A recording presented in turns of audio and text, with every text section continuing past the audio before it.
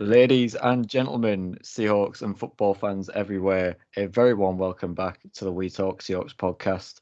I hope you're all doing well. Week 5, my drug dealer's doing a roaring trade at the minute to help me get through these Seahawks games. He's absolutely devastated that I told him that the season only lasts till January. He's absolutely devastated, but I'll have sorted him out for Christmas time anyway, because this isn't getting any easier. So I hope everyone's doing well. I hope you're all holding on in there and just enjoying the ride as much as you possibly can. There's a lot of ups, a lot of downs as well, and we're here to talk about them as always. Unfortunately, to talking about another loss this week, 39-32 over the New Orleans Saints. I think we all pretty much originally, in our original predictions, predicted that we'd lose this game, and then we all got a bit cocky and a bit confident after a Detroit Lions win, and all of a sudden just scrapped that and said, "Nah, we'll beat the Saints in New Orleans. Oh, piece of piss." And to be fair, we probably should have at some points of the game. We probably should have beat them. But thanks to this legendary Seahawks defense, the Legion of Doom, thanks to them lot, it's another loss, and we're 2-3, and we're going to talk about it. So as always, I need these two lads to help me talk about them, and that's first of all, Positive Pez. How are you doing, mate? I'm good, mate. I'm good. Got a new setup. I've got my professional podcast mic. Nice. So all listeners won't have to listen to me and my nasally sounds. So Oh, we all like that. And the crackling of your headset every time you move it to breathe. Yeah. No more of that. I got the wireless. I'm professional. Everyone can see what my teas are for the week. Access here. Access to the listen. This is behind the scenes. It's behind the scenes, yeah. Yeah, I love it. But away from BTS. my personal life, Ken Walker. You're Ken happy, Walker. aren't you? All right, hold your horses. We'll get on to that. I'm happy. No. He needs an introduction because his introduction is here. Well, this is your introduction, not his. I don't care. His introduction was a His 69-yard run. His introduction is my introduction. All right. Okay. Wherever I go, he goes. He's on one. He's got his jersey. Cheers, Rashaad. You've absolutely set him off now for the season. Josh, how are you doing, mate? I am absolutely fantastic. I'm lying. I am so downtrodden after that game. It is unreal. But on the plus side, I absolutely trounced Pez in our PPR Fantasy Football League. Best ball. Best ball doesn't matter, mate. I drafted these players. We won 216.84 points to 146.64 with my team. She's an easy lover. Yeah, well, I'm just going to put that in there anyway. Apart from that, yeah, let's 1-1 on the season then. Utter crap. Let's get into it, and let's hopefully not all be in tears by the end of this podcast. If we're dragging each other through the mud, just quickly on the old fantasy, I thought, well, if I'm getting slung under the bus, James, hang on, don't you dare James, me into it. James never mentions it for a reason. No. Let me get it up. Don't look at the league standings. Yeah, I won't tell you the league standings, but let me just in our dynasty league. Oh, I don't want to tell them. James. Well, you've got to now. This is where you can pick your own team, and 172 fantasy points to 115. That's fine. That's horrendous. Probably because I had Jonathan Taylor and he got injured after 2 players. So well done. I just realised you left him in your team.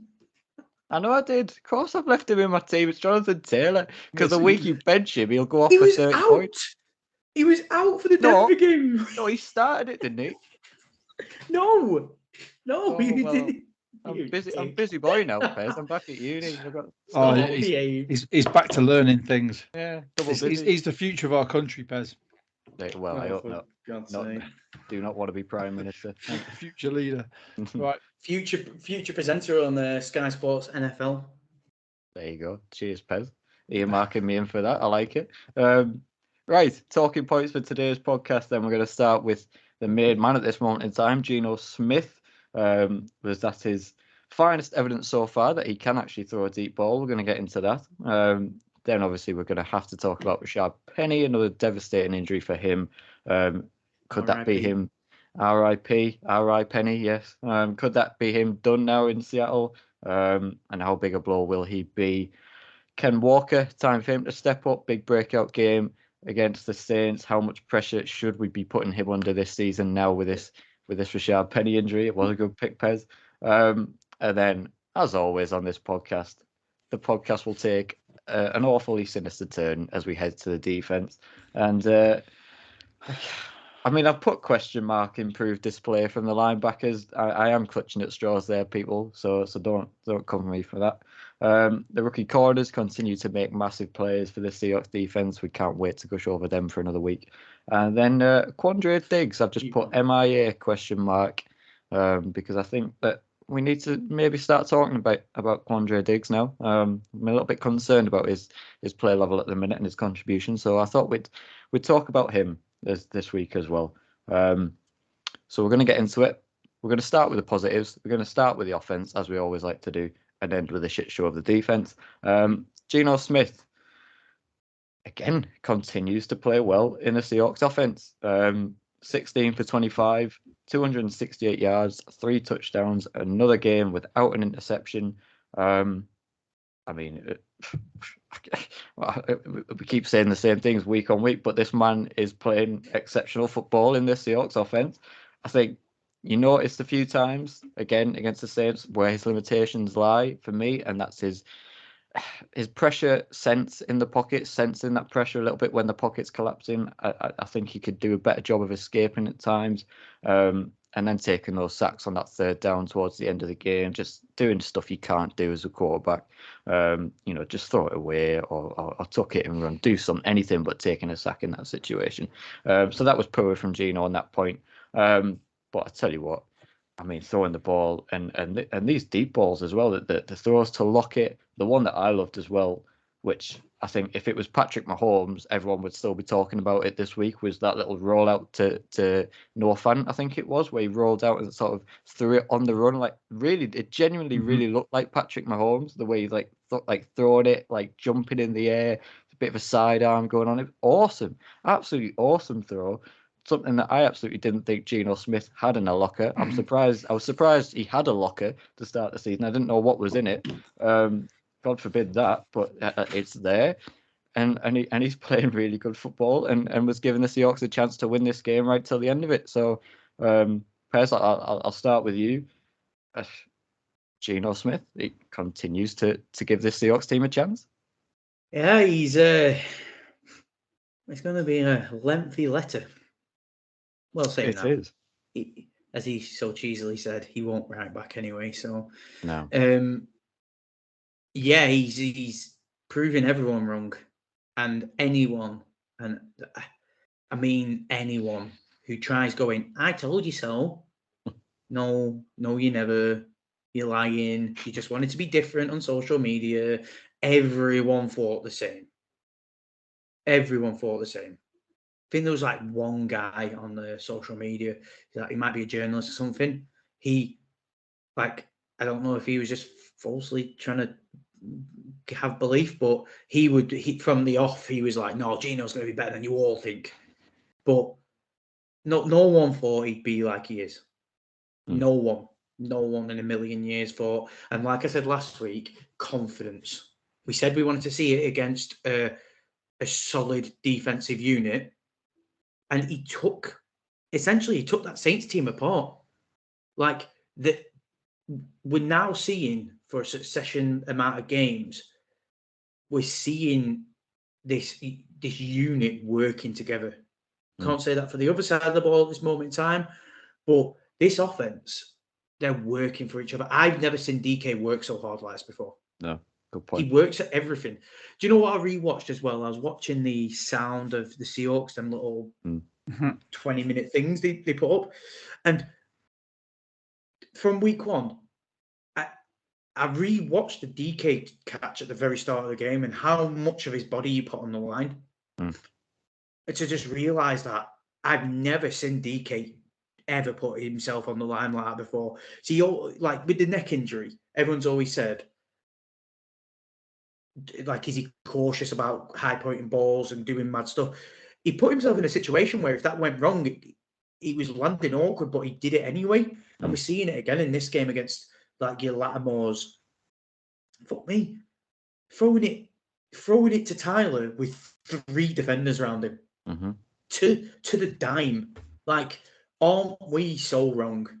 Absolutely. I honestly can't see him slowing down. I honestly can't. And we're going to have to decide a point. Maybe by the bye week, halfway point, we need to genuinely have a serious conversation about doing that podcast and apologising and calling ourselves all idiots.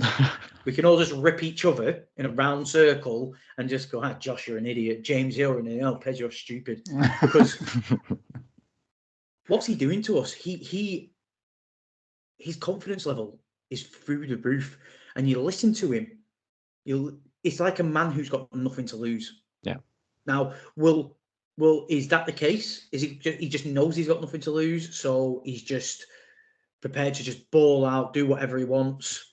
Or are we actually seeing the talent of Geno Smith? Is it took this long? Look at our football. What do they say? The prime of a midfielder is like near their 30s. Late 20s, early 30s. Yeah, they start football. The really good ones start 16, 17, but their prime's only late 20s, 30s. Like, are we seeing that with Geno Smith with a bit of a sporting comparison? Because the man doesn't look phased about anything. James, you hit the nail on the head. We said it in our chat. Like, he got a bit statuesque. I think he got too comfortable with his O-line. That's dangerous. When he got taken out and it was late in the game and it might have been 3rd down and he literally was just stood in the pocket scanning down the field when, was it Abe was literally in a full-on battle with a lineman right on his shoulder. I was like, how are you not aware of hit them two breathing on your neck? The heavy guys, that ground must have been thumping. I understand you trying to be hero and stay in there, but come on, them little mistakes. But I'm not going to knock him for that. I literally can't. I mean, if that's the only thing we're criticising Geno for at this point, I mean, just again, I mean, how wrong are we? Stats: 16 for 25, 64% completion, 268 yards, an average of 16.8, 3 touchdowns, no interceptions yet again. Yeah. Has he even been picked off this year? Yes. I think he's been picked twice. Has he? Yeah. Because I remember Luca in our chat said he's got a level touchdown to interception ratio. I'll have a look. I'll get this stat up here. Yeah, get the stats up for that. But yeah, man, like, fair play, Geno. The man's just playing like, you see it in the presser at the end of the game. He just doesn't, like, he's got no pressure whatsoever. No, he's just like, man, whatever, sound. 9 touchdowns for 2 interceptions this year. Yeah, and 9 sacks. And 9. You know, it's bad when I listen to, when I'm driving around for work, I listen to a lot of fantasy podcasts, and they're genuinely starting talking about Geno Smith, and they're all laughing, saying, are we actually wrong about Geno Smith? Is he actually that good? Should we start? The man has been a meme for so long. Yeah, like, I know, just a perpetual like backup.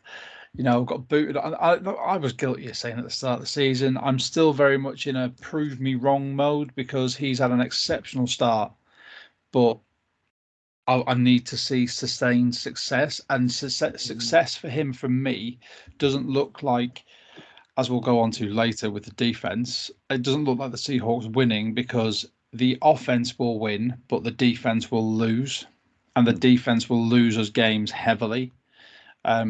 But if Geno can sustain this level of play for the rest of the season, then we've got to sign him again. I think at that point, then the And again, by sort of the midway point of the season, by the bye week after the Tampa game, if he keeps us in that game, then I think we as fans and the front office need to start really checking themselves and going, are we going to roll with Geno again? Is that a thing? Is he now our franchise QB for the next year or two? And then do we look at the draft? Do we go defensive players? Do we get some new guards? Do we look at our D line? Depending on what scheme we're running next year. I mean, if Geno keeps up like this, I wouldn't even be mad. I wouldn't ever buy a Geno Smith jersey, but I wouldn't be embarrassed to say our starting QB is Geno Smith. Right, because he's playing at MVP level. It's still so funky, man. It's still so funky. It's weird, isn't it? It's when I talk to other NFL fans and they're saying to me about the stars of their team, and they're going through like, I've got a friend who's a Chiefs fan, I've got a friend who's a Vikings fan, and he's every now and again still mentions having Kirk Cousins, and I'm like, that's nothing to brag about, mate. He is Mr. Mid. He's just an average player who has good players around him. I'm like, going through ours, and people are like, so who, like, they've not kept up with the Seahawks, and they're like, so who's really shone for you guys this season? I'm going through, I'm like, Rashaad Penny's looked all right, and then obviously now I can't say that. I said, like, DK's looked good, Tyler's making yards. I said, and I'd literally mentioned no one in the defense apart from Tariq Woolen.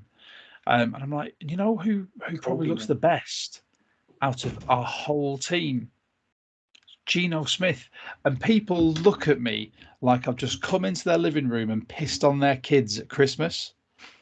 It's like a look of anger and confusion. Nice analogy. Yeah. When I mention Geno Smith is like our star player at the moment, people are like, are you on crack?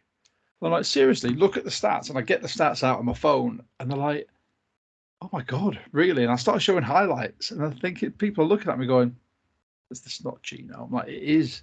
It appears off this brief snapshot of 5 games, we have all been wrong about Geno. But there is another 12 games of this season. And at the end of those 12 games, at least 12 games at the end of the season, if at the end of those 12 games, he is still looking like the player he is, then you know what? I'll hold my hands up. I'll be like, I was wrong. So to back you up here, Josh, obviously, because we're in this boat together, so we've got to go down together. Yeah. So again, more tests, because we're never happy. We can't sit on these laurels. No. We got more tests. We got more hurdles for him to pass us mere working mere class mortals from the from the UK are putting Geno through the ringer. But he's got a slate coming up now to the bye week where he's going to be in a shootout. The Cardinals, he's going to be in the shootout because their D seems to be getting things together. They did well against the Eagles the other night, but they're still lax. Then you've got the Chargers. Now, if that's one thing we know about them, their D hasn't been great, so that's going to be a shootout because our D ain't been shit. That's going to be a shootout. Herbert versus Geno, 100%. That game. So Kyler, Herbert. That's Geno versus Kyler, Geno versus Herbert. Then you got the Giants. That one will be a bit more. That's going to be. Are the Giants undefeated this season? No, 4-1. 4-1 because they beat Green Bay on Sunday, didn't they? And I got another one of my friends is a Green Bay fan, and he was nearly crying at me when I messaged him. Yeah, I mean that one. So the Giants is going to be a bit more game scripted like the ones we've seen, a bit more close, a bit more back and forth. Then we go back with the Cardinals again. So that's another shootout. So I'm talking more mentally. So this whole I've got nothing to lose thing, when things starts going wrong and he starts maybe throwing picks and stuff, mentally, is he going to be able to still stay with it? Yeah. Is this whole I've got nothing to lose scenario, or is he going to start feeling the pinch a little bit? Because the fans are starting to get excited. The fans are starting to believe. And that's probably one of the worst things to happen because even though he's playing great, if we're not winning, the fans start turning. And then at the end of the bye week, before the bye week, you got the Bucks. That's going to be another shootout. Their defense is elite, though. So the run game is going to be pretty non-existent against them. So it's going to be essentially on Geno. But then you look after the bye week. You got the Raiders, who just love nothing more than going into shootouts of everyone. Mm-hmm. The Rams, the way they're shaping up, that's going to be a shootout because they're a shit show. Then you got the Panthers, who knows what they're going to be now they've got rid of fucking DJ Rule. Matt Rule. And then you've got the Niners, you've got the Chiefs, you've got the Jets, who are looking game, and then you finish on the Rams. The back end of this schedule is a lot harder than what he's just come up against. The defense ain't clicking. I think the Jets will be a really good. I'm not confident about I reckon Mahomes is going to absolutely wipe the floor with us. No. And it might become unassailable. I think so. I'm going to call it now an early positive Pez. Everyone get this down. Mahomes, if he gets overconfident and this defense doesn't put their ideas up, Tariq Woolen's going to pick him off twice. He's very susceptible to get overconfident throwing deep balls. Tariq Woolen will do any of their receivers because they're all mediocre. All of Tariq's interceptions have come in front. He's not been tracking back for deep balls, so that's the issue. He's been forward onto Juju in the slot. Simple, done. 2 right there. But I think New York, the Jets defense, that penultimate game, by the end of the season, they will have started to click properly because they're already clicking now. And if they keep going on that trajectory, I think they will be a very hard defense to beat. I feel dirty saying that about the Jets. They look good. They look good. Yeah, they look good. That's what we were saying. That's what happens when you've got 85 first-round draft picks in the last 2 years. We've been massively down the rabbit hole. I know we have. I'm sorry. Over teams. Anyway, 5 minutes Geno, edit it out. Geno done really, really well. Edit all that out. Geno's great. Geno's great, yes. And Geno's great. If he continues to play like this and the Seahawks do somehow come towards the end of the season, I'm going to say lightly in playoff contention, but perhaps with about 7-8 wins. I mean, if it continue playing like this, he's got to be in a conversation for MVP. If most valuable player means most valuable players to their team, without Geno Smith this year, the Seattle Seahawks would be 0-5 and looking absolutely horrendous on both sides of the ball, let alone defense. But that's Geno Smith, and let's get to Rashaad Penny now. Heartbreaking, isn't it? Heartbreaking. Just as it looked like that if he could have stayed healthy this year, this would have been an immense campaign for Rashaad Penny. It just felt like he was finally starting to hit his stride now over the last 2 games, Saints and Alliance, finally getting those breakout games, and then he goes and gets nothing even he can do really. It's just a roll up on his ankle, not through his conditioning, or I don't think there's any conspiracy here to talk about Rashaad Penny's health. It's just a bad luck injury.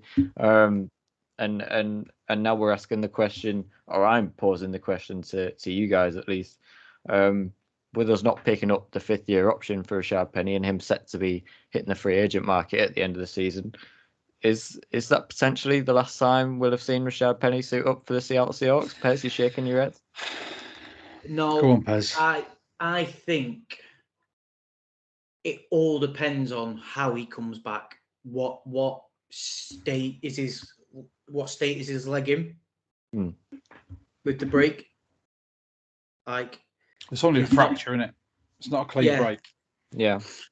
So as long as he's not done any damage to any other things, he should make a full recovery. If anything, right, to try and get a silver lining out of this, how I look at it is, if anything, this might play great into our hands. Because the way he was shaping up, he wasn't the Seahawks next year anyway.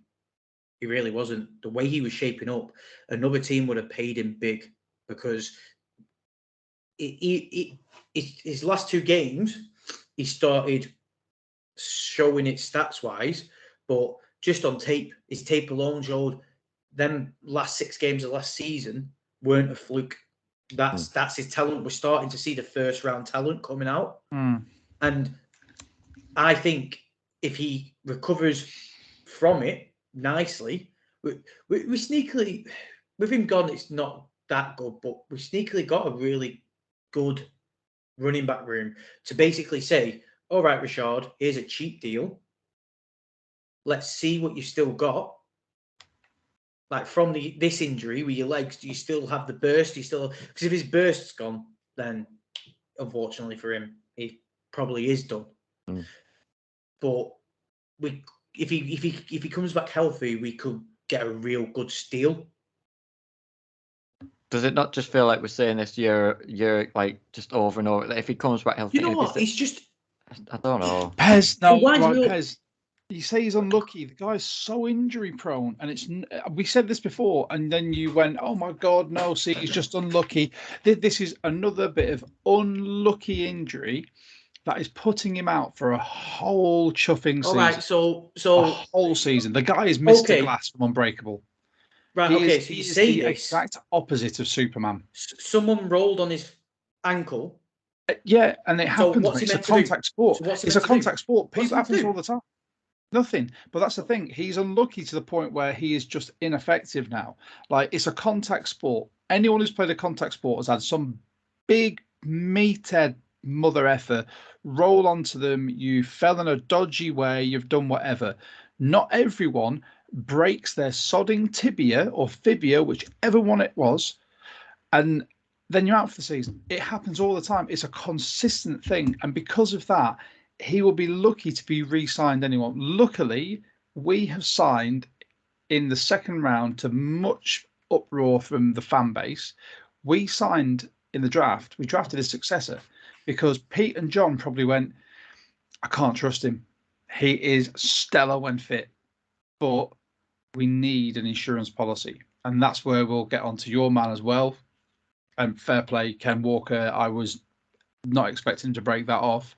But that's the reason they've done it. So if anything, if he comes back now, Seattle, I don't think anyone else is going to even risk it with him because they're going to look at his injury history and go, so we also need to employ another full-time doctor and physio just to have you? I don't think so. If anything, he'll come back to Seattle. Seattle will go, look, Rashaad, we love you. Everyone in the building loves you. You're a great person. We reckon we might be able to get you back up to the level, but we're going to put you on a very low contract that will just be laced with bonuses, because that's how you're going to ensure that you're not overpaying someone who is going to be on the injury report every single week. Sorry, I had to chip in there because it's unlucky to a point where he is just. It's like he walks past a black cat under a ladder. He's broken about 18 mirrors in his life. It's just a constant thing of being unlucky. And it gets to a point where you have to start going, is it luck? Is it conditioning? Is it genetics? Is it whatever? Is he just predisposed to have these injuries? It's not that, because before he came into the NFL, he was one of the most, I think he's a stat like he's one of the most healthy running backs in college. Never got injured. Just can't cope with adult football then? Well, I disagree, because he had two major injuries. I personally, this is where we differ. I say an injury-prone piece of shite is someone who can't stay on the field. Kadarius Toney. That's an injury-prone waste of space, waste of talent to me. To get two major injuries, what have kept you out for a long period of time, in my personal opinion, doesn't make you injury-prone. That's why I say it's unlucky. I say it's unlucky because they're two big, sizable injuries. But then, like you said, Josh, that's why I'm trying to find the silver lining in it. The cheap contract. I'm not saying signing. This is why I'm saying it could play in our hands. Look at was it Peterson, Adrian Peterson? Look at all these players who have major injuries, getting injured constantly all the time, and everyone's like they're injury prone. And then all of a sudden, as they get older, then they actually are more sustainable.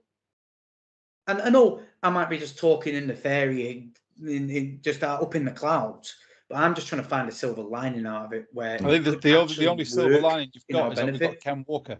If I'm being honest, as a sportsman myself, playing a contact sport since I was 9 years old, it's the opposite. As you get older, the injuries start to pile up because your body isn't young, it doesn't heal, it can't take the battering. That's why you get these aged veteran running backs who don't get as much playing time or as many carries because they're more susceptible to injury. Penny has been in the league since 2018. Okay, and he has, let's look through his seasons. So his carrying attempts: 85, 65, 11, 119, 57 this year. Now that is what, I'm not even going to do the maths. It's under 400 carries over 5 years. That is not good, man. That is bad. Like, regardless of like if it's constant little niggling injuries or it's a long injury, he hasn't been fit enough to qualify to be a top running back in the NFL. He's got the potential, but he hasn't got the fitness or the health. And every now and again, it's just going to keep knocking him. Someone else is going to come up, and I haven't got the faith in him because of that. I love seeing him run. I love the fact of what he did over the last 6 games and what he started to do this season. But it's proved again that something will always go wrong with Rashaad Penny. I genuinely think he's cursed. I think someone at birth saw him and went, "You'll never make anything of yourself. Have a bit of this." It's an interesting debate. Jesus fucking Christ! I know that was a bit harsh. I can't explain it though. The wicked wish of the NFL. Something's happened. Someone hated his mum and dad or something. This is what I mean by when I say he's unlucky is that, because you're just saying it there, and I'm saying like that's how, like, it's just difference of opinions. I respect your opinion. I get what you mean. I'm looking down here like it's unlucky for him to pick up these injuries. That's what I mean. It's extremely unlucky. It's in a different circumstance. If he was on the other sideline, they might have fallen on the other leg and it might not have happened. Yeah. All right. That all injuries are unlucky. You know, like I paralysed myself, which was partly unlucky because if an off chance an inch to the right or left, it wouldn't have even the top of the head and I wouldn't have compressed my spine. It's unlucky, but the injuries happen. And it's the same. Huh? Just chucking knees out. What's your head doing down by his knee? No, it's because I went in for a tackle, and because it wasn't even his knee, it was one of my props' knees that swung around and hit me in the head, which is even worse. It's an awful tackle technique. Yeah. But yeah, I bet he's not a York club anymore, is he? I wasn't even playing for my club. Let's get off that. It pains me because I can't play rugby anymore. So the thing about it is he's extremely unlucky. It's why I say he's cursed. Something has happened where he may not have tipped some wise beggar woman at some point in his life, you know, but it gets to a point where he's really unlucky, but it's a constant, and it makes it a liability in the eyes of any GM apart from those that know him. And this is why I think, if anything, like we both said, he'll come back to Seattle on the smallest of contracts, laced with bonuses. But by that point, Ken Walker will have 12 games under his belt. He will have established himself as RB1. And then Penny will be fighting a battle to try and get to RB2 over DJ Dallas. And then the way DJ is going on, I think that's going to be a hard battle for him anyway. Well, he might end up in an RB3. So we'll bring him in now because we've started to get onto him now. I mean, you mentioned about Ken Walker now being the RB1. You've just seen his big breakout game as Pez predicted last week. He is going to break one to the house in the very near future, Mr. Positive Pez said. And he has. How much pressure now do we need to be putting, or should we be putting, Kenneth Walker in this rookie season now to effectively carry the load for this season? I mean, should we be getting on his backs if he isn't playing well, or just how much pressure should the people be putting on him now? Can we roll that into a question we got from Twitter as well? You absolutely can. So our friend, shout out again, Siwa Chira. I hope you had a great time in Tottenham on Sunday. I saw your pictures. He said, should 12s worry about the run game with Penny out? He's also said about Tony Jones. What do we reckon about him? But we'll get onto that later. Should we worry about the run game, Pez, with Ken Walker and DJ Dallas at the helm? For me, it really depends if Pete, like we've said and alluded to, that this seems like a Waldron thing. If Pete doesn't get a bit spooked and start trying to meddle and let Shane just carry on doing his stuff, I don't think we do. What did I say last week? James said it. What did I say last week? Don't look at the man's stats. Go and look at his tape. Yeah. The guy's been ready to go. He's ready to go.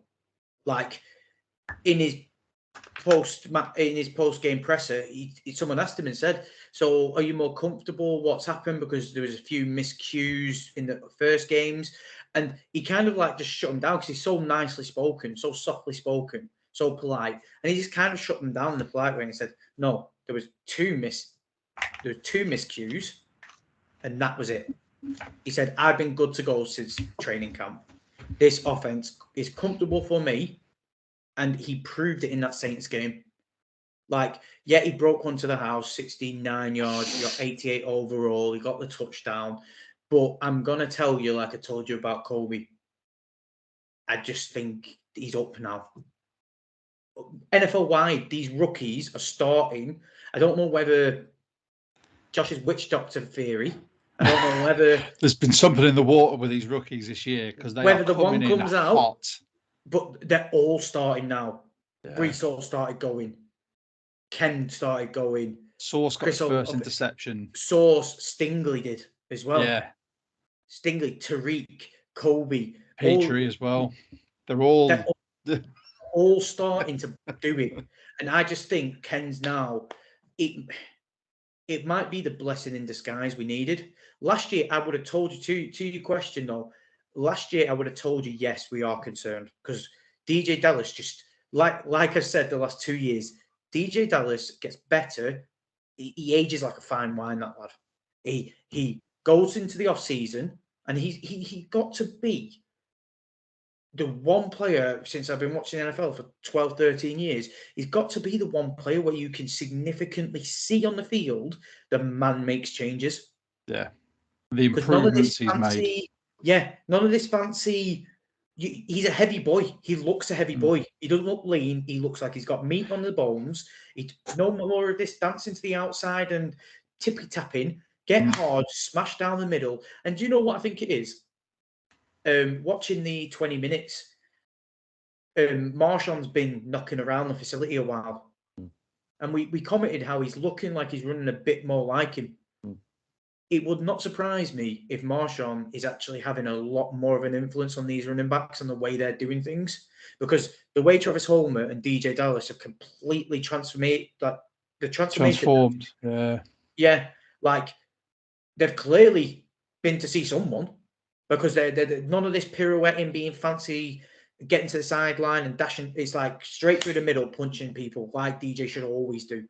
So no, I'm not concerned. I think these two together, as long as Pete stays out of it, let's confidence, Shane goes with it. Get Derwin Thompson in there as your little, speed agility guy, like he showed in pre-season, and just let the 1-2 rock go to town. I mean, we've got, obviously, with Tony Jones coming in, like we had a chat off air about him, and it's for me, it's just, I have no idea who this guy is. It's a meh. Pez, you did some research, and what did you find out?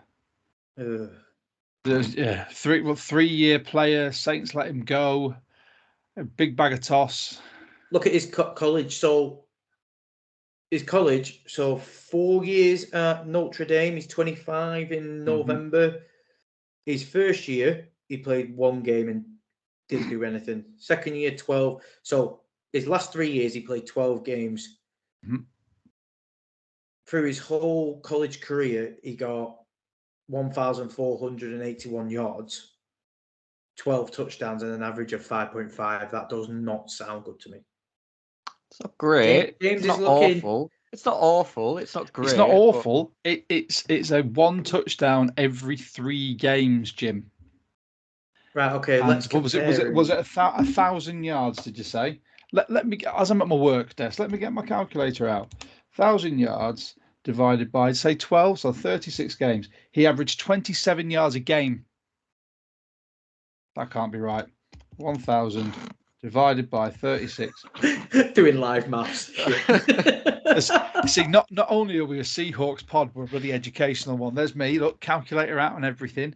I think the mathematical equation result would be that he's pretty meh. That would be if that should be the answer that you're getting on your calculator. Meh is a fucking understatement. Do you want a comparison? Should we do a comparison with a I would current love a comparison. RB1? Have you got a calculator to do it? Newly instated. We don't need to. Oh, okay, fair enough. So, Ken, good old. Oh, please tell me his college stats compared to this guy. You want to hear them? It's all good. So much fun. So 3 years he spent in college. Wake Forest followed by Michigan State. 2 with Wake Forest, where he was underutilized, and 1 with Michigan State. Total yardage 2,794 out of 3 years. An average of 5.8, 35 touchdowns. Yeah. Says it all. Sorry, Tony. See you later, Tony. Yeah. When Travis is back in 2 weeks, enjoy the free Seahawks stash whilst you're in training camp for a bit. But do you know what, though? Do you know what? Knowing our luck this year, the way we've been this year, we'll have said this awful bantered Tony here. He'll come out next week and he'll go for 100 yards, and then we'll have to write a letter of apology to Tony. Good. I'm using this as like a reverse curse. So we've got another Seahawkers pod has got the Let's Ride curse. I'm just having the We Talk Seahawks reverse curse. So if we start saying someone's going to be absolutely shit, if they show us up, I'm going to be like, get Tony Jones in your fantasy, get him in the flex is what we're basically trying to tell you. Before we leave the running backs, I'm just going to throw a little grenade into the room and then run away as why the incendiaries? Oh, because why not? Because why not? A 4.68 40-yard dash. Pez is still. It's still mooning over Ken Walker. We'll be here for a while, folks. I'll let him. Me and James will handle this next bit. I was looking at Tony Jones' draft grade. And what was it? So on NFL, his prospect grade is 5.4, right? And that is even worth grading. What? Brilliant. Excellent. Fantastic. Cheers, Pez. I'm going to throw this hand grenade in here. 63 below average. Oh my God, let me get it. Sorry. Yeah, just turn your phone off, Pez. It's not worth it, mate. So you're not going to buy one of his jerseys now? No. I don't think they'll even sell them ones from China on eBay. The ones that I get, they won't be on there then. You do know as well, though, at the moment, Fanatics have got a 65% off thing. Yes, they do. They do, yeah. On the UK one, if you use code DEFENSE, 65% off, and you can get customized jerseys for £64.80. Boom. You can use our code as well on our website. I am getting onto that. If you're one of our US listeners and you go on and use the code CAMP, you get another 65% off. And they've even got in the US, gutted. In the European store, the RFL CTV limited black jerseys, you can get money off them. In the US store, you can't. Shocking. You really don't want me to throw this hand grenade in here. You're doing everything to deliver it. All you've got to do to really help out the pod, if you go onto our website, which is wetalkseahawks.webador.com, and click on our partners section, you will see Fanatics there with a couple of links, one for the United Kingdom store and one for the US store. Click on either one of those that you're using. Anything you buy would really be helping us out. It's already helped towards Pez's new mic. Next thing, we're just getting into a better camera. There you go. For our YouTube viewers, look at that. You've helped with that. But yeah, sorry. Yeah, please go on. Pez, you got anything else we can throw in before he starts chucking in this bomb? No, let's do it. Let's go. I'm ready and prepared. Okay. Because coming soon to a Fanatics Seahawks jersey, Christian McCaffrey. What do you think? No. Oh, yeah. Well, let's go from one constantly injured running back to another. Get in the fired from Carolina. Get in the sea. They've come out and basically put all their decent players on the trade block and saying we're rebuilding for the future. I am telling you now, Pete Carroll and John Schneider will already have been on the phone to the Panthers phoning about Christian McCaffrey. They will not be able to. Why would they? James. Ken Walker's RB1. You've signed him for the future. Yeah, let's move on. No. Shut up. Let's move on. Sorry, you may be the gaffer of this pod, mate, but both of us are older and wiser, and we're just telling you to noted and move on. It's not happening. Absolute Wally. Right, well, I'm keeping that receipt. Eddie. I am keeping that receipt, and just be warned that if that does come in, I will be cashing that so hard on this podcast. You can cash that check. You know what? If you use one of the links, if I had a brick wall, I'd run into it. If you use one of the links on our website when you buy your McCaffrey jersey, you'll actually be helping our pod as well. So crack on. Yeah, it's just a thought. It's just a thought. Are you insane? No, you know the capital they'd have to give up to McCaffrey. No, they would. Josh would burst a blood vessel over his injury proneness. I'd burst into flames. I'd be that angry. I'd be vibrating with rage, and the friction would make me burst into flame. It'd be spontaneous combustion. Live on this podcast. She's gone down a sexual route again. Different type of friction to last week. I'm moving on. You're not buying into it. I won't be able to draw you back. Right, before we get to the defense and if the podcast already hasn't gone down the shit pin, then the defense surely will take us down there. But before we get there, a quick little intermission, a quick little ad break for our good friend Brett Davin. Him and Love to Tupu run a fantastic little podcast, and they are offering a trip to Munich, a package trip to Munich for the Buccaneers game in November. And he's going to tell you a little bit more about it if you don't know already. Hey, Seahawk fans, it's Brett Davern from the Take 12 podcast, here to let you guys know about our trip to Germany. Our podcast, the Take 12 podcast, is going to Germany for the Munich game against the Tampa Bay Buccaneers. We have tickets to the game that we are selling as part of our travel packages, which also include 3 nights in a hotel in Munich, and also a fantasy-style flag football game where you get to play football with 6 Seahawks legends who will also be on the ground in Munich. It's going to be Lofa Tatupu, KJ Wright, Leroy Hill, David Hawthorne, Sean Locklear, and Matt McCoy. And also a few other Seahawks legends are checking their schedules, so we'll update that if it changes. But we're doing dinners out. We're doing parties. We're giving you guys gift packages and baskets. We're having custom flag football jerseys for that game. And like I said, we have the actual tickets to the actual game on Sunday, which rounds out our trip. We also have travel packages that don't even include the hotel. So if you already live in Europe, if you're already planning on being in Munich, but you're looking for things to do, if you want to play in a flag football game with Seahawks legends, just come do that. If you already have hotel accommodations, we have the package without the hotel also. All of the information is at 12sinmunich.com. That's 12S in Munich. So check it out, and I hope to see all of you in Munich. And as always, if you would like to get involved in that trip, then please do head to 12sinmunich.com and use code WeTalk12 at the checkout for a nice 12% off any of the packages that you choose to go on. And yeah, hopefully we'll see you there in Munich in November. Yes, Pez. 1 minute. I've just thought. I had something that I need to say about the running backs. I'm going to drop. No, we've moved past them now. No, Sorry, no, mate. No. It's current team situation. I've also thought, seeing as we're thin at running back, do you know who's going to spoil the party on this team? Do you know how the one person who we said they don't know how to utilize him, they're not utilizing him at all? Is it clicking yet? Eskridge. Yes. On jet sweeps. He's just a running back. He's going to start getting used in the running back 100%. I thought about it today. I was thinking about like what you said we were going to talk about, and it came into my head. I was like, they want to utilize him. He's very fast, and I could see them start using him at running back, a bit like a Debo kind of role. Okay. Just to help out. If Ken does start struggling with the load and stuff, he's just another thing to chuck in the mix. All right. Okay, we'll see.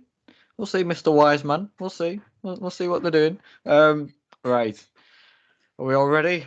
Defense. Deary me.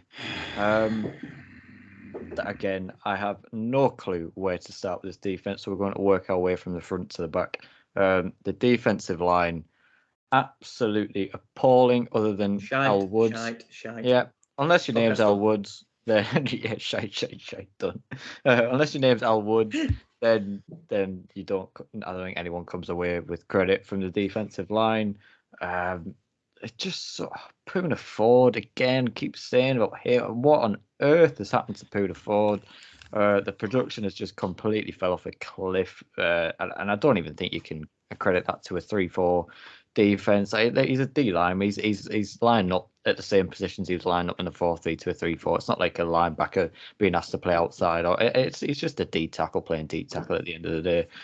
So I have no clue what's going on with Poona Ford. But he needs to refine his feet quickly, or otherwise he's not going to be around for much longer playing like this, because he's been absolutely. He's now looking like an undrafted free agent rookie that we signed him as. This is what he's playing like at the minute. Is there anyone other than El Woods? I mean, Brian Monet to a push, but even that's pushing it. What, on the D line? Yeah, on the D line. No one. And a lot of people, and we said this off air, people are really waxing lyrical about Shelby Harris, going, "Oh yeah, he comes in, he really makes a difference." People must watch different games to me. I don't hear his name called. I don't see what he does. He doesn't. I don't see him putting proper pressure on. Al Woods was the only one to get a sack on Sunday. There was no pressure coming from the outside. There was nothing on the internal. It was an absolute shit show. Like we've moved to this 3-4 defense, which I genuinely had high hopes for, thinking, right, we'll get some speed on the edges, and we'll start causing people problems. And Wosu started off really brightly. He was a lot quieter this game as well. I think because people just know what he's going to do now. Darrell Taylor, I'm starting to question whether he's a good fit for this defense. Mafe has looked okay, but he's not getting to the QB yet, which is a cause for concern. And then there's no internal pressure from linebackers. So he got one. Go on, Pez. Who did? Mafe got a QB hit. Oh, he got a QB hit. There you go. The one in a whole 60 minutes of football, and however many minutes we're on defense. Is the snap counts out yet? Because I still don't think he's getting enough reps in. It should be starting for me. He should be the number one. Yeah, I'm sure I hardly ever see him until like third downs, or in certain situations, a bit like how they were using Alton Robinson and stuff. Without seeing snap counts, I couldn't really confirm that or not. But yeah, he did register a QB hit. Sorry to butt in, Josh. I just thought I'd. That's absolutely fine, mate. I'm more than happy with that. Yeah. Do you think then? I'll put it to you as well. Do you think it would potentially be time to move back to a 4-3 to maybe help this edge rushers out? It's so hard because you do that mid-season when they're shy already. You've got look at the last 3 years, just playing 4-3. It's took him this long and longer just to get into a 4-3. Could you imagine trying to change from a 3-4 back to a 4-3? Jesus, it'll take him till the end of next season just to fucking start showing it. True. As Pete says, and then you've got why. And then you've got to look at who you put I don't where. know what that is, by the way. You'd end up having Al Woods, potentially. What would you keep Harris on? No, it just wouldn't work. The personnel they've signed, they've got rid of people that were designated 4-3, like your Dunlaps and whatnot, and they've now got players that are specifically in for this 3-4. I just think we said it last week. I think there just needs to be a genuine conversation between the coaches as to who's running this circus and how it's going to be played, because the only people within this whole defense that are showing up at the moment are the cornerbacks and their rookies. Because God knows, we've said before, this whole defense was predicated on Jamal Adams being able to show so many different looks and cause so much confusion and keep people guessing as to where he was coming from. And now we've not got him. It's like, oh crap, do we go back to like 4-3 concepts and put Ryan Neal in there and hope something happens? Just to keep it on the D line, what you said then about who's to blame. So it's quite interesting as we obviously start D line, linebackers, and corners. If we just stay on the D line for a minute, obviously it's Pete. We all spoke about it. Josh, welcome to the club. Me and you have been on this train since we started the podcast. Josh is eventually like, I understand now. For the line, in my opinion, it's almost like it's Clint Hurt's fault because Clint Hurt's not the D-line coach anymore. You know what I'm saying? So now he's the defensive coordinator. It's like he can't just solely focus on the line anymore. And I think that's where the drop-off from the line is. So it's like kind of like, he's the D coordinator, so it is his fault, but unintentionally it's his fault as well because he's just not the D-line coach anymore. That's his baby. That's always been his baby. And he can't do it anymore, but whoever they've got doing it ain't good enough to do it, if you know what I mean. Yeah. I'll just transition into the linebackers because Cody Barton. He did one good thing. Me and my brother said he didn't actually mess up. That was amazing. He made a tackle in the open field and actually made a tackle first time. Just must have been ecstatic. But I didn't even pay attention. I liked how they used Jordan Brooks. So Jordan Brooks was the one shooting through the line more than Cody Barton. And they're the things that got me excited about him from his college tape. He was the captain. He was the signal caller. And that's how he played in college. And that's what got him the first round grading. And you saw it. He still got, once my phone decides to not be an idiot, he still got 11 tackles in total. He says one QB hit, but I'm sure I saw 2 or 3 where Dalton just got it off as Brooks was coming in and getting him. So I think it was more than that. And he had a pass breakup. Josh, before we came on there, said he's got something to speak about this, so I'm interested to see what he says. But for me, I saw a little Twitter feed going back and forth with a few of the beat reporters saying they don't understand everyone's hostility towards Jordan Brooks, because if anything, this game, he actually is his best game. PFF graded him horrendously, but this was his best game when you watch like the tape and the All-22. Like, his coverage was so much better. His transitioning into coverage is that hit. Now that hit, I was in a pub watching it and I jumped up. I was like, that gets me excited. Midair, that cheeky bastard thought he's being clever. I'm just going to hurdle over these 2 guys and get free. Nah. Josh must have like been tearing his house down with that tackle. Like, he must. I genuinely got off my seat and clapped. It's a really weird concept to me because our American listeners will be able to fill us in more, where you clap at movies and you clap at various things. We all know people can't hear us. We know that. But I had to get up out of my seat and clap because I was like, finally, that was a great form tackle. It was done right and you knocked that man on his arse. It was amazing. He did it. There was about 3 or 4 of them, and I just thought that after that first one hit, I was like, right, maybe we're going to see something now. But again, it seemed like he was the only one doing it, and it baffled me because I was like, we said last week about, is he playing? Was it last week, the week before? Is he playing bad because he's trying to do too much? Because he's having to overcompensate for the half of a linebacker next to him and do both jobs and watch multiple gaps and see what Cody's doing and then go, oh God, now I've got to cover what he should be doing and my work as well. In this game, there were moments where he just did his job, which was just to absolutely smash people. And he smashed people with his head on the right side, using the levers correctly, with square hips, powering through, hitting low and finishing high.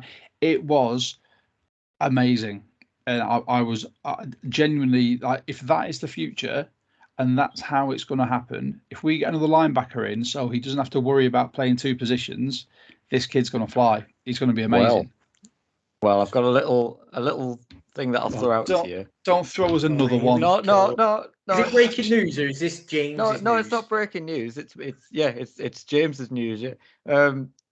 I think Cody Barton needs a position change. I think he needs to be moved to outside linebacker because I don't think he has the pass coverage skills in the middle of the field to be in the inside. And what do we always say about Cody Barton? He's best, like Jamal Adams, at the line of scrimmage where he's tackling runners and rushing the quarterback. And that's where I think he's better. So I would move him to the outside. And then, of course, you've got to bring in an inside linebacker to fill his spot. So what about Michael Kendricks?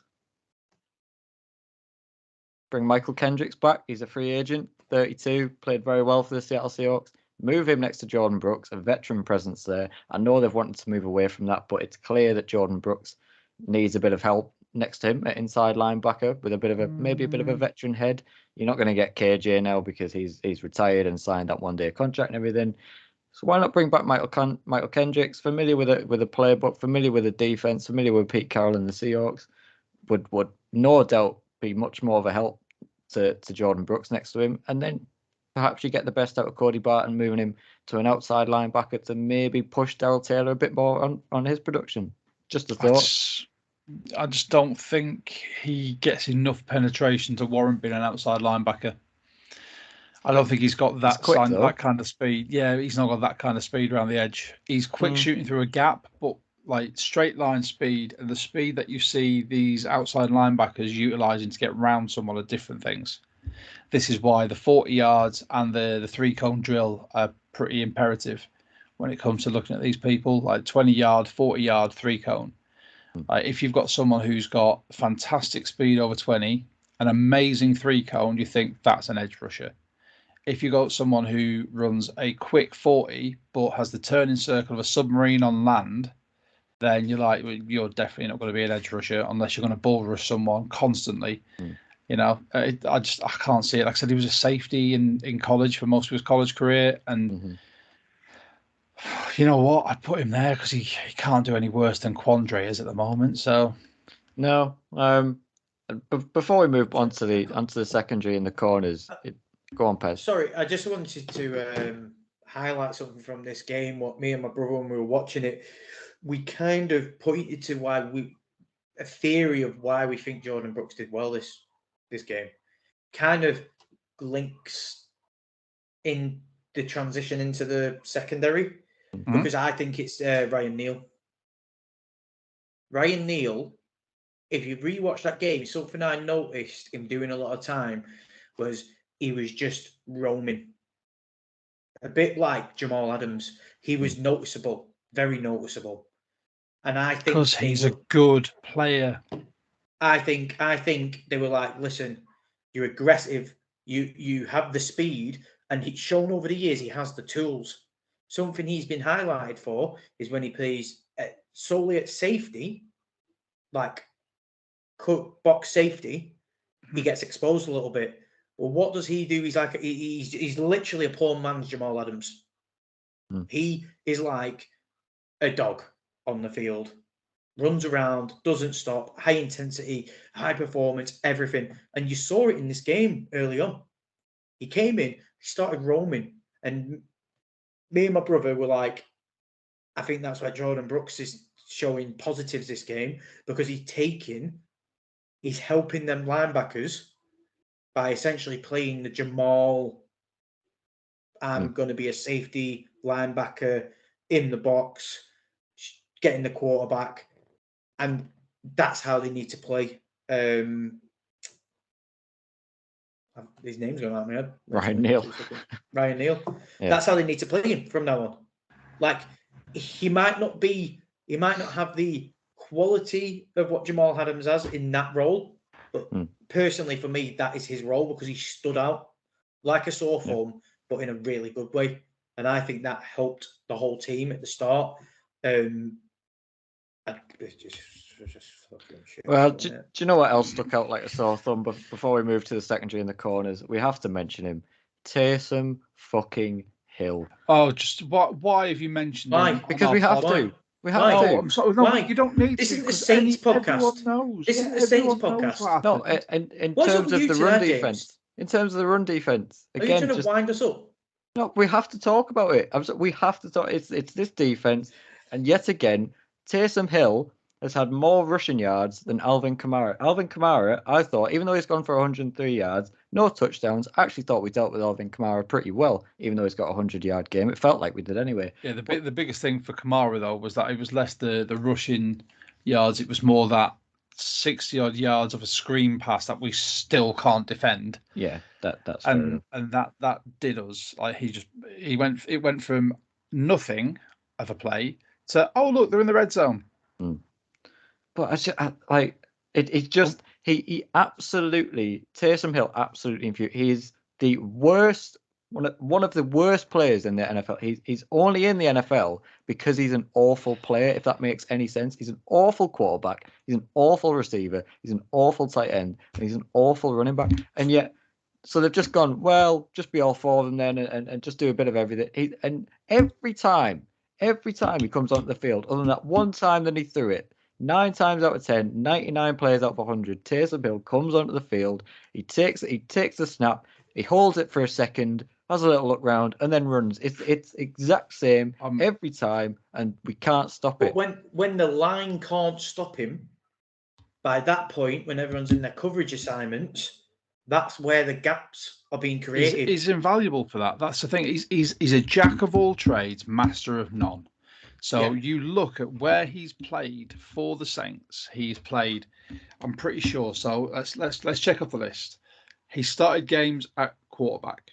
He's played games at running back. He started games at tight end. I'm pretty sure he's played games as wide receiver as well. You know, when you've got someone who can cover all 4 skill positions on the offense, whether it's to a mediocre level, you've got to think you can have one player who excels at whatever position, just one. Then you have some middling players, or you have ones that are a lot worse because of the salary cap, you know, and where you distribute it. Or you can have one player who will sit in that gap between just a bit better than practice squad, makes it onto the 53-man roster, and, you know, creme de la creme. If he sits in the middle consistently through all of them, you're going to go, well, yeah, I'll have that because I can do everything with him. Like, oh, wait, my tight end's gone down. Troutman's down. Hill, you're in. Oh, wait, what's that? Andy Dalton's gone down because, you know, Jameis has gone down. Taysom, you're in. Oh, what's that? We've got no wide receivers. Taysom. Oh, we've got no running back. Taysom. And it works. It infuriates the shit out of me because James, I know what you're on about. He's not. He's not someone, if he was in the draft, no one would look at him. If he went, I am going to the draft as a running back, people would look at him and go, well, I am not going to draft you as a running back because you are not as good as anyone else in this class. The same for probably quarterback, wide receiver, tight end, maybe. But because he is middling at all of them and effective in what they do at New Orleans, he slices us up every time. And as pissed off as I am about it, I've got a little bit of respect for it. Like, yeah, the fact you can shove someone in who is not that great and they can make him look like an absolute superstar just by the way they play him. But slow clap. In fact, no, I'll speed that up. I'm not clapping him. So I will clap. Tariq Woolen. Yes, he's brilliant. Right, James, you brought up Taysom Hill. Don't start getting upset and spitting your dummy out because you said he's shit at this, he's rubbish at that, he's rubbish at that, he's rubbish at that. Well, clearly he isn't. It's not that bad. He is. Our fucking defense is crap. He's crap. He's not doing that every single week. I'm sorry, he's not doing that every single week. That'll be his best game all year. He's not doing that every week. It's a good enough game. He threw. He had 374 rushing yards last year. He's got 113 of them. Again, no, stop. Taysom Hill. 112 against us. Three. I know, but you're three saying now rushing just transitioned onto the secondary. Do you know? Yeah. Do you know what makes it even better? It's your fault, this, James. He threw one ball this game for 22 yards and a touchdown. Exactly. Our defense without is Taysom crap. Hill, without that middling crap player, as you put it, they would have no points. Well, they'd have what, one touchdown maybe? Somewhere along the say. Yeah, He's crap. 112 yards against us, 374 yards all season last year. Oh, Taysom's in, guys. He's going to run power. Okay. Yeah, exactly. It was that one touchdown throw. It was like Taysom's in. He's going to run, and then it was like everyone went, "Oh shit, he threw it. We forgot he could do this." He looked like his legs were going to fall off on that big touchdown. That's 60-yard run. I was like, Woolen, don't go around his right hand side. Sneak on his left hand side and try and do him. Forget that. That interception. Honestly, his picks are getting better by the week. He's getting a pick every week at this point, and the picks are getting even better every week. Like, my man was falling down, and he somehow turned on a dime, turned his whole body, got in front of the receiver, picked it off. I mean, is there anything this kid can't do? Is there anything this kid can't do? And is there any reason why he's not going to be an All-Pro in his rookie year? Because he is. No, there is many reasons. There will be more established cornerbacks, and there'll be cornerbacks. There'll be cornerbacks in the league. Listen, cornerbacks in the league that are preferred as All-Pro players. You got to get voted in. Essentially, he'll get Pro Bowl. Carries on the way he's going. Pro Bowl without a shadow of a doubt. He won't be All-Pro. He might make second team All-Pro. People aren't talking about him yet. But I've got some stats for you to make you feel better. Oh, I have as well, mate. Yes. Go on, analytical Pez. I love this.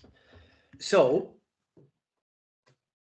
this weekend, Tariq Woolen ran 22.93 miles per hour. Could only imagine getting up that yardage on Taysom Hill when he was running to the end zone, because he went like a bullet out of a gun. He was like, 5-6 yards behind him, wasn't he? Yeah. That was the fastest by any player since 2020. Ridiculous. The guy's a mutant. The lowest QB rating allowed this season, with a minimum of 20 targets as a Predominant. I'm not going through every letter, every word of the alphabet. No, it's premium. Primary. Why can't I say it? Primary. You need to go back to primary school. You need to go back. I'm dyslexic. It's fine. Oh, he's played that. He's playing the dyslexic card. Don't laugh at me. It's a hate crime.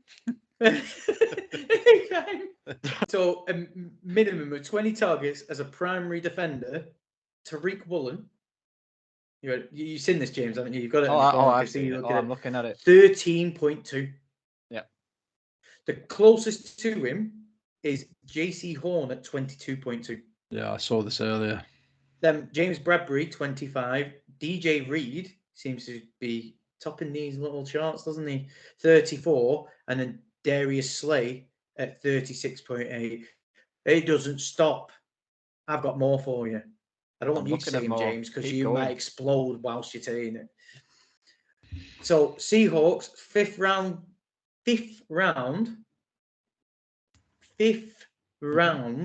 rookie cornerback Tariq Woolen through 5 weeks, 11 catches allowed on 20 targets for 153 yards, 54 yards after the catch, no touchdowns, a league high 3 interceptions, and an opponent passer rating of 40.2. What's the 5th best in the NFL? How is that not all pro then? How can he not be? Because like Josh said, because like Josh said, is voted by players. I know it is. And But they've got mates who are Darius Slay, who's having a great season. Don't get me wrong, James. I agree with you.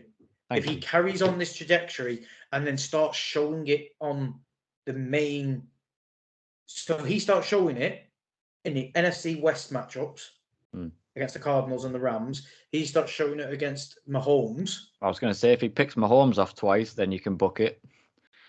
But let's talk about his partner as well. Let's talk about his partner as well, Coby. Let's talk about Coby Bryant as well, because he's making plays. It feels like we keep, and rightly so. We keep bigging up Tariq Woolen and absolutely right to do that. What did I tell you both? Yeah, he's played well, isn't he? The guy only gets better. He's a sponge. The lad is a sponge, and it's a crime he's still in the slot. Could you imagine Woolen and Coby as our outside corners? Because fuck having it's two rookies as your outside corners. Them two are two of our best players on the freaking field right now, and the kid just gets better. Pre-season got done off Pickens. Everyone laughed at him. Didn't do it again. First game got done off Jerry Jeudy. Everyone's like, oh shit, doghouse. Just got better. Just keeps on getting better. I agree. Like, he is like the cerebral assassin when it comes to this DB room. He learns, he improves. He's a good DB. Unsung hero. Yeah. My only issue is the physical limitations of his perceived lack of speed. Until I've seen him go up against an absolute burner on the outside and stick with them, I am going to just take a step back and say he's good, but can he be elite? If he can keep up with someone who is a wide receiver 1, wide receiver 2, I don't know, anyone who can stretch the field, or a straight line threat, I will then hold my hand up and go, you know what, Pez, you were completely right. But the Mr. Skeptic here, you call me the eternal optimist, but I'm not. I'm Mr. Evidence and the skeptic. Give me the evidence and I will happily back it. But at the moment, we've not had that. He's playing in the slot. If you wanted to move to the outside, put him against someone who can burn past him. And if he can hold his own on that, fine. Well, what's he got potentially? Devontae Adams coming up. Oh mate, you've got all the LA Chargers. So Keenan Allen might be back. You've got Mike Williams. Gerald Everett as well, because if he's in the slot, New York, pointless talking about them. Arizona again, Tampa, Mike Evans, Chris Godwin, who they've got Mason Rudolph and someone else as their tight ends as well. I can't remember who their wide receiver 3 is. Vegas, like you said, you've got Adams, then the Rams, Cooper Kupp. Some big tests. He's got some big tests coming up. Yeah. Like it's going to carry on. Wait till he bodies Cooper Kupp. Wait till he puts Cooper Kupp in his pocket. The fact no one does that. Like no one folds Cooper Kupp up and makes him look at his own arsehole in a tackle. It bothers me because he's just shifty. Like someone should be able to lay the wood on him. Like going to be shifty, but when Tariq and Coby bottle him up on one side of the field, then Michael Jackson's just prey meat. Don't matter. So I'll call it right now. We're in a beautiful position because we play the Rams late, and the way Stafford's going. So my brother he's always said about Stafford, he's just one big hit away from being completely done because he's injury prone, always playing through injuries, and he is unraveling. That what the Cowboys did to him.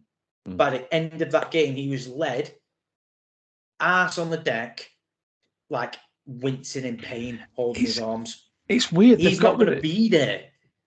It's weird. They've got like Whitworth. Whitworth retired at the end of last season, and the whole offensive line seems to have just imploded. It's really odd. Like it's like you take out that one. It's like Jenga. You take out that one like block, and the whole lot comes crumbling down. So it's gone from Stafford looking really proficient in the role and being able to throw some beautiful balls, get some stuff going, to you take out Whitworth, the rest of the line goes. Yeah, I mean, we all saw it when Luke Jokel left here. You know what I mean? Oh well, for the collapse. The collapse. Jermaine Fetty when he was. Oh, dear me. The downfall. Linchpins, mate. Right, let's talk about Quandre Diggs then before we end with positive Pez, because I feel like he needs to be talked about a little bit. Obviously, his dance partner Jamal Adams has gone down, and again, Pez mentioned it. I can't remember if it was on air or off air, but at this moment in time, it feels like, well, the players on defense are looking to two rookies to lead them in terms of Tariq Woolen and Coby Bryant, when really it should be Quandre Diggs leading this defense at the minute, in terms of the secondary anyway. But at this moment in time, Tariq Woolen and Coby Bryant are leading this secondary and are the ones that players are looking to. And it just feels like we give Quandre Diggs this, and rightly so, off the back of last season. We gave him we rightly paid him. I'm not saying we shouldn't have paid him or anything like that. I'm not saying I don't want him here. But for the amount that we paid him, for the leader that we all know he can be and think he is, he needs to step the fuck up. He does. He needs to step up. His tackling's been awful. His coverage hasn't been great. He's dropped 2 or 3 gimme interceptions this season that should have been just, he could have picked them with his eyes closed. Something's off with Quandre, and again, I don't really think you can put it down to the 3-4 because I'm not sure it affects his position that much. So I don't know what it is, whether it's this injury potentially affecting him off the back of last year still. I mean, just got paid. Is it maybe a little bit too comfortable in the team? Is it the payday curse? People get paid and then they just got look at our favourite ex-quarterback, got paid, gone to shit. Look at Kenny Golladay, got paid, gone to shit. Like, I will categorically say, from a defensive standpoint, that Taysom Hill 60-yard tutty was Quandre Diggs' fault. Yeah, I should have tackled him.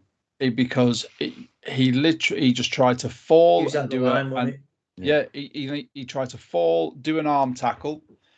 That arm tackle was just brushed aside by this 6'2", 6'3" Taysom Hill, and he was like, "Nice one, little boy," and then just legged it through. If Quandre had actually put his body into that to at least slow him down a little bit, at least, and wait for the assist from one of his cornerbacks, that would not have been a touchdown, and the game would have been completely different at the end. But as it transpires, Quandre has forgotten how to tackle, and he's forgotten how to catch balls for interceptions. He's forgotten how to be the ball hawk that we paid him all that money for. We have supposedly got 2 of the best safeties, the best safety tandem in the NFL. One of them, much like Rashaad Penny, perpetually injured. Like, I love Jamal when he's fit. The energy he brings, the fact that he will smack people, as long as you don't put him in coverage, you're fine. All right. And Quandre, I think last year proved why he deserves to be in the Pro Bowl or an All-Pro. This year, I am seeing nothing from either of them. One, because one of them's injured, and the other one has forgotten how to play football at a high level. I mean, he's just looking like a bit of a slightly better Marquise player at this point. I mean, I don't want to. I hate to say it. Marquise player could hit people. Yeah, and he could hit people. So he needs to step up a little bit, Quandre. But I'm confident he will. Let's not forget, we don't know. Like, obviously, he's not on injury report, but don't forget he had that bad injury last year. We just don't know how much that's limiting him at this current rate. Like, we just don't know. These veterans, they play through this kind of stuff. They don't get put on the injury report, but you're scratching your head. You're scratching your head because you're like, what's he doing? It's not the Quandre Diggs we're used to, but then you need to remember what happened to him last year. Yeah. We need to just keep that little nugget in mind. But then, how does Josh always says, a ball? That's fair enough. Stop you catching a ball. How that's does fair enough. The catches, stop you tackling a player with your shoulder? It doesn't. Yeah, I'll tell you that now. From a propulsion point of view in tackling, if you're diving to the side, providing the leg that is the furthest away, that you get all your push from, isn't the broken leg, your legs are completely out of harm. It's purely your body you're putting on the line, and that wasn't the case there. But I mean, we don't know what's going on off the field. That's a big thing that we don't talk about enough. But just with what you're saying there, could it not be a mental thing where going into a tackle, he might just be thinking, like Rashaad, what if I'm that wrong side of the coin, and whatever happens, I go in for this tackle full bore, and then an old lineman rolls up on my or like my previously injured leg, and then see you bye-bye. Then he needs to reevaluate playing football. I'll be quite blunt and honest there. Anyone who plays a contact sport, so when we coach and say that when we do contact, you need to be at least, there's different percentages. I always say to the lads, anything under 75% going into contact, and you'll get injured. I ask for 90% from my boys, so they're not trying to steamroll over their friends. In a game, if you are playing at sub 100%, you're going to get injured. If you've got something in the back of your mind going, oh my God, this is going to hurt, oh my God, whatever, you're fucked. But that's at amateur level. At professional level, you're playing against big boys. You're going to get hit. You're going to get smashed. I understand he's broken his leg or whatever, but that can't be in his mind. They have sports psychologists for them to try and get over this stuff. He's come back. He said he's fit. He's now a captain of the defense. For someone to try and use it, and I'm not saying this is you, there's a lot of people I've heard it from, try to use the excuse that, oh, well, maybe he's worried about his previous injury. If he was worried about his previous injury, he shouldn't be playing now, and he should still be rehabbing it until he's fully fit and confident. Okay, what I'd then respond to that is, you kind of said it yourself, amateur level to professional level, into the difference between rugby and NFL as a sport, we're talking millions of financial loss. And I don't care what anyone says. Honestly, I don't care what anyone says. That would play a massive thing in your mind. Like, he gets injured, he loses his contract, he loses his, what they like to call the bag, what he got in his last contract. He loses that. He loses that if he has a career-ending injury. And honestly, they all talk about it. Every single player in the league talks about securing the bag and protecting their family. What you're saying, Josh, I 100% agree with. I think that's just the English sporting mentality to the ruthless, brutal nature of the NFL, where their players are literally dispensable figures, pawns, right? Quandre, you snapped your knee again, mate. That ain't really cutting it for us. See you later, mate. His whole future for his whole family down the shitter. That will play a massive part in my mind. If I put in, like, looking at it from that perspective, in his shoes with young children, young kids, like, that would play a massive thing in my mind mentally. It 100%. I understand that. I really do. I think it's just obviously the way that the league's structured, and if you do get injured, what happens to you? I think it's bang out of order anyway. I mean, obviously now they've brought this stuff in where they will pay your medical expenses. You can't cut someone if they're on IR or they're injured. Fine. Or if you do, you have to pay all their medicals, whatever it is. But surely, if someone has a season-ending injury or career-ending injury whilst they're in your employ, there's some compensation to come from their contract. That's a rabbit hole for another time. That's some investigation. That's some research I will do personally. Yeah, it's an interesting point. And Detective Josh. Detective Josh. Should we be sponsorship, Josh? Do you want to do our little sponsorship shout out before we end on positive, Pez? I've already shouted out Fanatics. You have. Yep. Thank you very much. But our oldest standing sponsor, Blessed CBD, still with us. blessedcbd.co.uk for all of your CBD needs. They're now doing CBD vape pens as well. Oh, if anyone does watch us on here, you know I vape. I don't vape CBD though. I use tinctures and oils, and sometimes a nice little rub as well for those sore joints and muscles as well. If you do want to go and try any of this out, please go on blessedcbd.co.uk. Have a look through, check out their FAQs, any questions you wanted answered. They will happily run through stuff. There's always people available to contact or speak to you as well.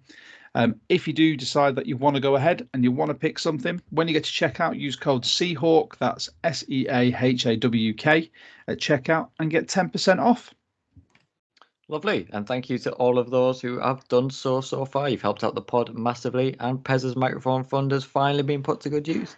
So thanks to everyone for that. Show the There you watches go. again. There you go. Is that Gucci? Yes. Is it Gucci microphone? Yeah. Tono, lovely. I've got a Tono as well. It's the Gucci of the microphone. Well, the Poundland Gucci. Gucci I spelled don't know with what one mine C. is then.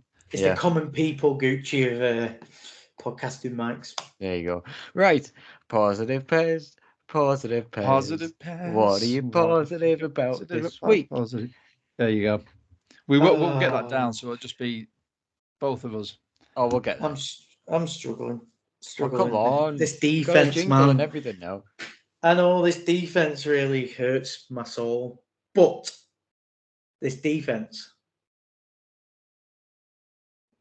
I think they're going to have, because they've had history and good success against Kyler Murray in the past, they're going to have the most successful sacking day as a unit.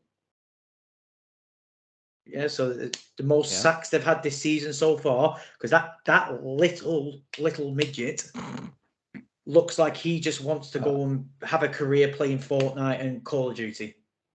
Oh, you got to cut that out because I said midget. I'm sorry, Josh. I was going to say, I don't think you can call them midgets. I think you have to either call them dwarves, or a politically correct term is a person of restricted growth.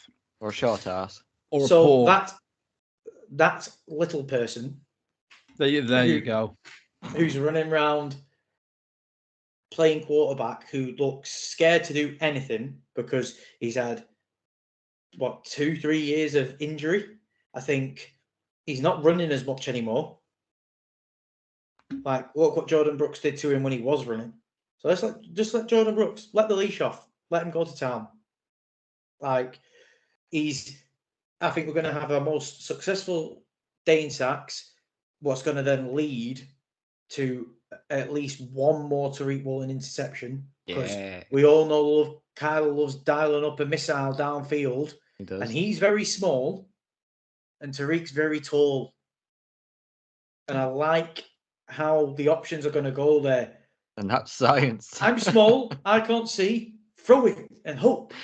Nope. Well, that was like the wonder play to D-Hop, wasn't it? There is no way anyone can tell me that he was aiming for. It was just one of those, fuck it, D-Hop's down there somewhere. So we've got best sack performance, Tariq Woolen with a pick. Anything else? Yes. Love it. Hit me with it. The running backs. With the help of what I said earlier, with the helps of Eskridge. Okay. As my wife tells me to stop shouting. She don't understand what section we're on, clearly.